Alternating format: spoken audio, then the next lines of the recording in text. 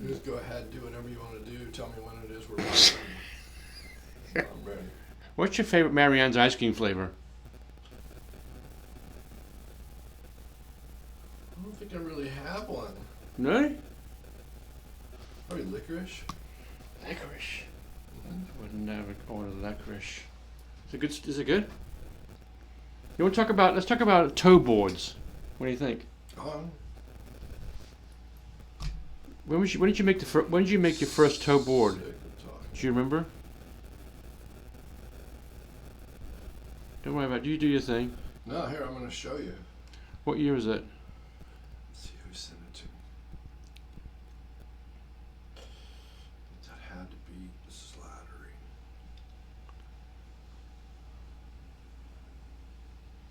Can I ask you another question on top of that? Here you go. So there's the beginning of tow boards for me. Borrow that for a second.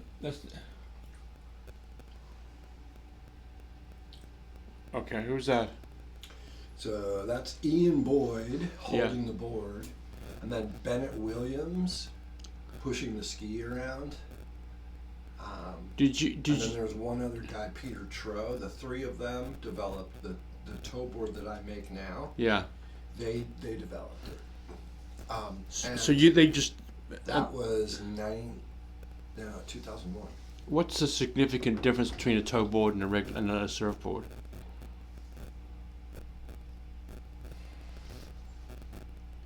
I've watched you in there a couple. The similarities are that they are both made of foam and fiberglass. Right, but that's where it ends. Yeah.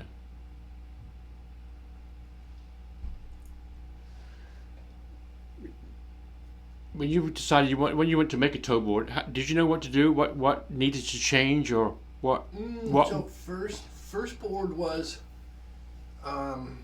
those three guys I just showed you. Yeah.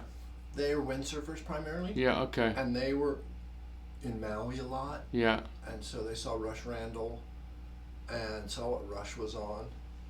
I think they even brought a board back from Maui. And we looked at it and okay, where do the straps go? What the hell? You guys were doing what? You were a windsurfer. You yourself. Yeah. You were right. So then we took and made one that I thought was better from what I saw, and then just started tinkering around. Yeah. And at the same time I was doing the tow boards, I was doing kite boards. So the tow boards help the kite boards help the tow boards, back and forth, different ideas, tri-fin. Pretty soon we figured out those speeds that the tri-fin locks in and is so directional that it doesn't allow you to maneuver very well. So we went, okay, well, twin fin won't work, but four fin will work.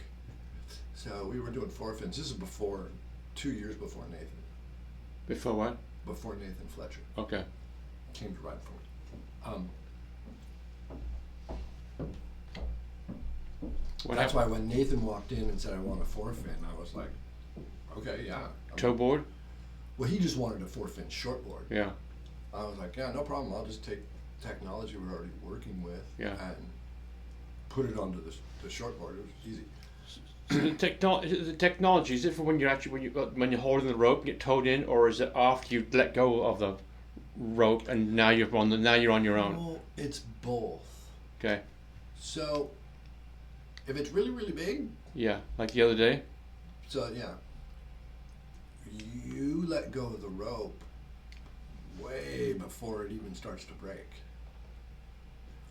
That board has to have enough momentum, inertia, to carry its speed until you drop it. Right. So a light tow board doesn't have the carry speed. You have to have some weight. Is that why you put weight in the back? You put weights. I remember we discussed it before. You put weights in the back of the board. Yep. And the weight in the back of the board is for inertia, but it's also to balance the board so that you don't have swing weight. Yeah. And not only to be able to throw it into turns and stuff, but also to be able to go over chop. Yeah. So as the nose starts to go up, you don't want the nose to go up. You can push it down easier. And as it starts to go down, you can pull it up easier. If there's a bunch of weight up there, it gets harder. Is there different boards for different weight? Is it the Mavericks, it's like Jaws, Nazare? Was there different boards for different breaks? There's or can you... different boards for different sizes. size of wave? So, like, I make a 510 and a 6.0 generally. The 510 is the big day. The 6.0 is the monster day. 6.0 is the survival board. So the other day when it was 100, supposedly 100 feet, did you, and knowing that wave was coming, did you start making boards quickly for that wave, or? No, we got all the boards that we had ready for that day. Yeah. But like the 6.0 comes about from that day. Like, okay, if there are waves out there that are this big, the video footage I saw that day taught me you need some more length. Not more length. Yeah. More length. What's the difference between a regular board and a tow board once you let go of the rope? I mean, I know you talked about having the momentum. Do they surf a regular board, even a thin regular board, is 2 1/4. Right. A tow board's 1 1/4 inches thick, lower center of gravity. The rocker's completely different. The outline, a normal, even a narrow board is 18 1/4, 18. That would be like a Grom board. A tow board is 16 1/4. Okay. The tow board weighs 12 pounds, 13 pounds in its lightest form. 17 is for a serious tow day. Right. You've got people, surfers coming from all around the world for your tow boards, correct? Mm-hmm. Can you name a couple of people that you've made boards for that you're proud of? You're proud of them, surfing your board. I made tow boards for Nathan, Koa and Makua Rothman, Raymana, Garrett McNamara,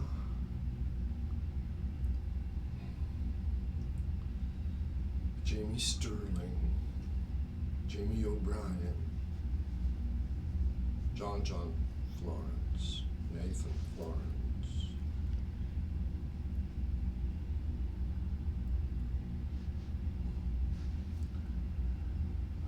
Was Pete riding your board the other day? Pete. Yeah. Aloe, of course. Augie. Aloe and Luca. Mm-hmm.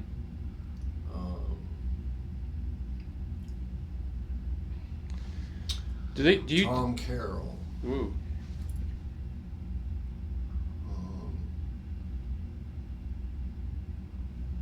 Who's the other world champ I made one for? Do you? Barton Lynch. Okay. And I'm missing. Yeah. Do you tell them what they need, or do they tell you what they want? Up until this point, Bruce Irons. Is what? I made one for Bruce. Bruce. Oh, you did for Bruce, yeah.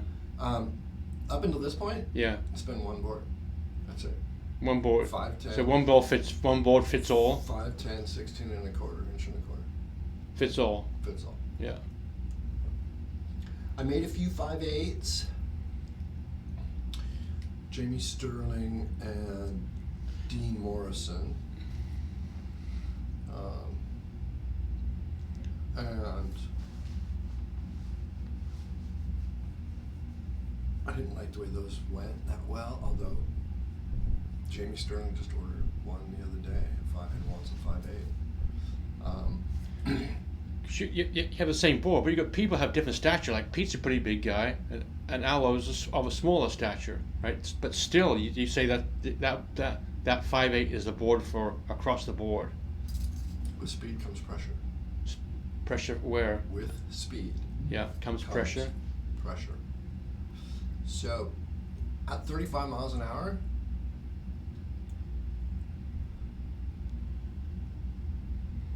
you need a flat spot in between your feet that stabilizes the ride, and you need to get your feet on the board. In other words, like the width of the tail has to be X amount to get your back foot on. Okay. Yeah. Then you need the wide point to be in front of your front foot. You need enough nose rocker so it doesn't purl after this flat spot. And that transition has to be smooth enough so it doesn't push water. Yeah. It's 5'10", 16 and a quarter, Okay. inch and a quarter. Like That's it. That is what fits it. Whether it be Mavericks or The thing is that the weight difference between a 150-pound guy and a 200-pound guy at 35 miles an hour, it doesn't matter. Doesn't matter. Doesn't matter. Yeah. You're skipping across the top of the water. Like a stone, right? You're not going to penetrate. Yeah. You think it's going to sink. 200 pounds, I'm going to sink it at 35 miles an hour. Yeah. Go for it. Try that. Yeah. Because, 35 miles an hour, the guy falls. Yeah. He's skipping across the top of the water. I don't care how much he weighs. Yeah. He could be 300 pounds. He's still skipping across the top of the water. And that's 35. That day, I was probably 40. They were pushing 40 miles an hour. on Yeah. those waves. And I saw a few waves at Jaws where guys reached the More than that. point of no return. Yeah. There's a certain point where you can't reduce the wetted surface enough to keep gaining speed, and the wave's going so fast, it just passes you by. There's a couple shots of guys like they're going straight down the wave.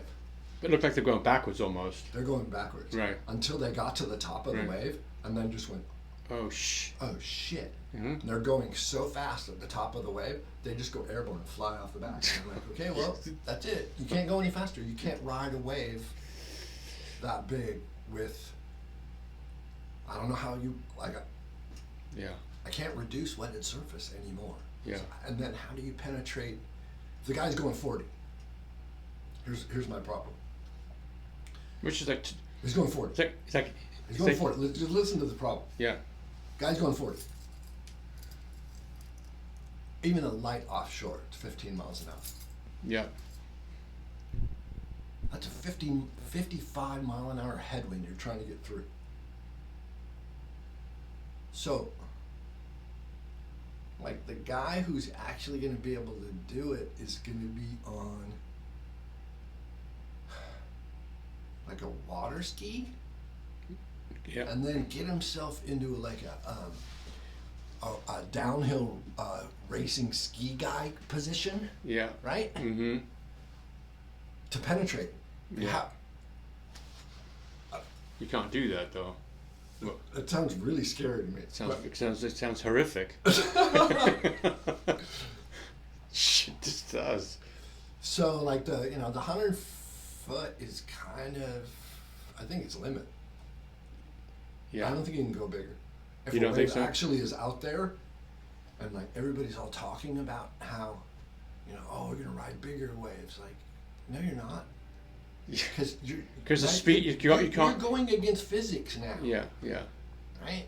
Yeah. Like so, then you're gonna have to get yourself into like the aerodynamic People, suit. they're gonna try, right? It's not gonna work. Like, But it's they just don't. not possible. You can't go faster. Like, how do you, your helmets with like the like. Yeah, like a cyclist. Cyclist. Yeah. Like, and then you're gonna have to dump the inflation because you're just making your You're like a kite. Oh, Yeah. you're big, yeah. You have to dump that. Which is I just think, yeah. I don't know how you're going to go that that's fast. the point of no return. Yeah.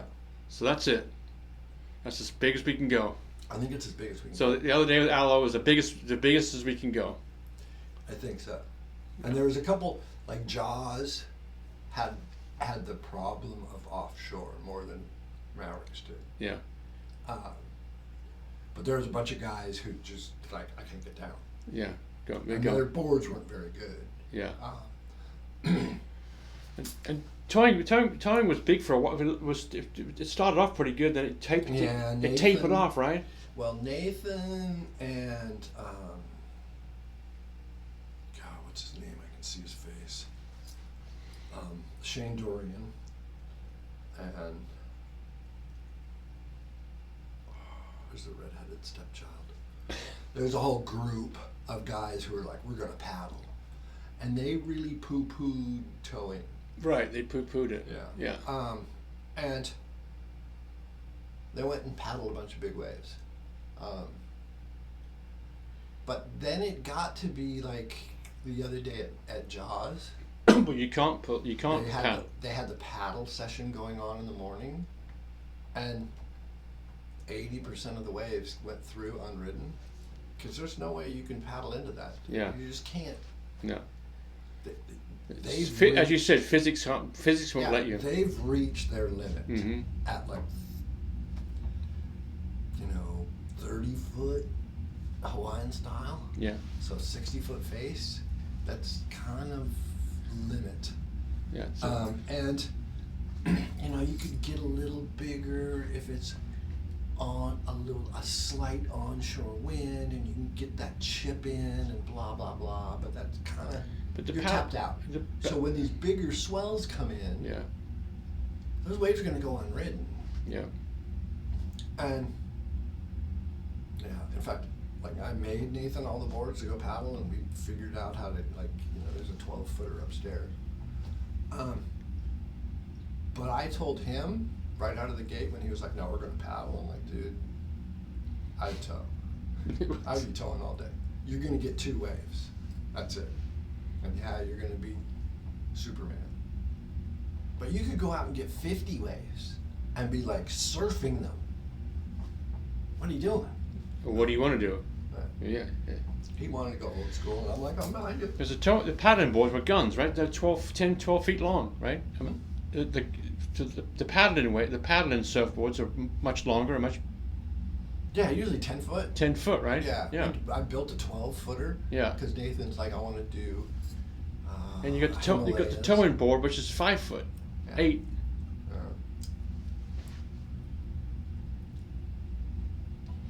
Yeah. Not don't paddle. I'm not saying that. There's definitely days where, like, where's the 9.6? Like, let's go. Yeah. But it comes down to science, right? It comes down, as you said, it comes down to science, right? it's just science. Yeah. There's limitations. As well? There's limitations. Yeah. And December 22nd at Jaws, like, 10 guys got waves. Pretty spectacular waves.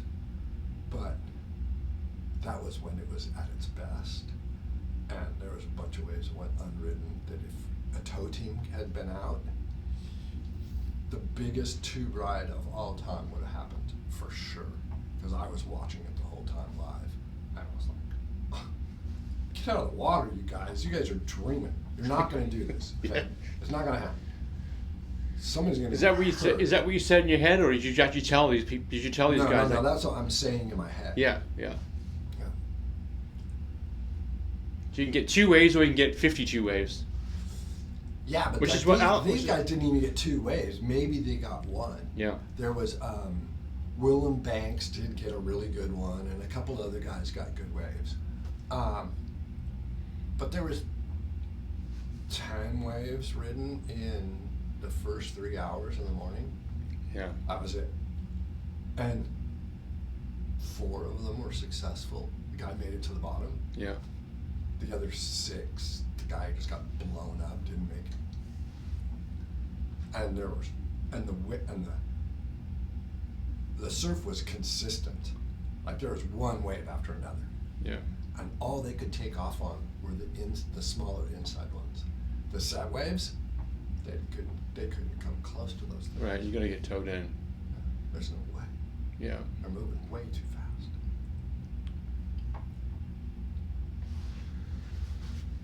Now you got this kid Allo surfing with. He's surfing with you, for you, right? Allo's been riding for me since For a he long could time? walk. Yeah. Come on in. Hey. We're almost done recording. Oh, sorry. Give us 5 minutes. All right. Yeah. What was I gonna say? He's been riding for me since he could walk. Yeah. Yeah.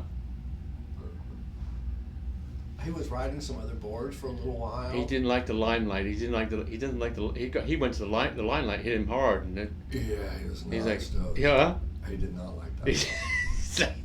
My phone has 1,500 unread messages. I'm not gonna read these things. No. He was a nice kid though. Oh yeah. Yeah. Give me a couple words. Speaking of, give me a couple words how you feel about Mr. Josh Lawyer, who was the longest surviving, I must put the surviving stretch rider. You got like a couple. Lawyer's so loyal, but also been a great friend. Yeah. Lloyd's kind of the guy, you have a few friends in your life. Yeah. That you're real friends. Yeah, for sure. Yeah. Hey, I need some Hey, help. I need to evacuate. Yeah. He's like, it'll take me about a half hour, 45 minutes to get up there. I'll be there. Mm-hmm. Yeah. And he's there. Yeah. And we've done a bunch of cool things together. Yeah.